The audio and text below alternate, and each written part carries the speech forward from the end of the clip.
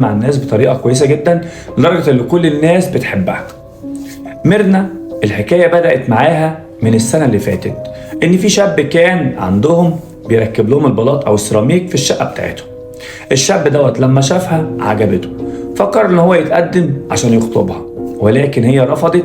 وطبعا الرفض ده مش عشان خاطر الشاب عموما، هي رافضة لانها بتفكر في مستقبلها وشغلها اللي هو كول سنتر، وفي نفس الوقت بتحب تروح الكنيسة على طول ومش فاضية للكلام ده. فهي كانت رافضة الزواج اصلا في المطلق او في العموم. ولكنه طبعا ازاي ترفضني وازاي تعمل كده، فكر ان هو يضايقها وبدأ ان هو يبعت لها رسائل تهديدات وان هو يخلص عليها.